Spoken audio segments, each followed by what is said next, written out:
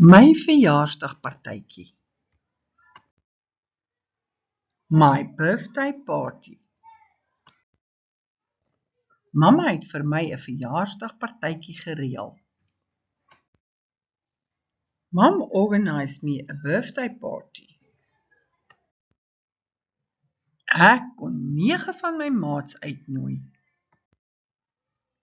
I could invite 9 of my friends. Ek was so opgewonde, ek kon nie meer wag vir Sondag nie. Mamma het die hele week gebak en inkopies gedoen om alles gereed te kry vir my groot dag. I was so excited. I could not wait for the Sunday. For the whole week, Mom baked cake and did shopping for the big day. Ek het 'n hele paar geskenke gekry. Die beste geskenk was die cricketstel wat ek by my mamma en pappa gekry het. I got a lot of gifts. The best gift was the cricket set that I got from my mom and dad. Ek en my maats het gaan cricket speel. Ek het my vriend met die eerste bal uitgebul. Me and my friends played cricket.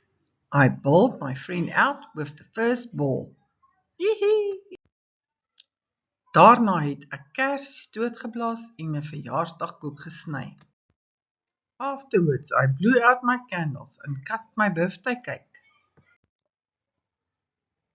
My maats het vir my verjaarsdag gesing.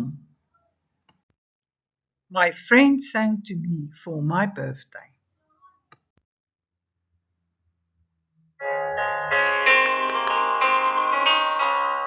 Lekker verjaar, oumaat, lekker verjaar. Lekker verjaar, oumaat, lekker verjaar. Jy moet lekker verjaar. Jy moet lekker verjaar. Lekker verjaar, oumaat, lekker verjaar. Almal het lekker eetgoed geëet en koeldrank gedrink en pizza geëet. Everyone had sweets and cold drink and ate pizza. My verjaarsdag was die beste. Ek kan nie wag vir my volgende verjaarsdag nie. My birthday was the best. I can't wait for my next birthday.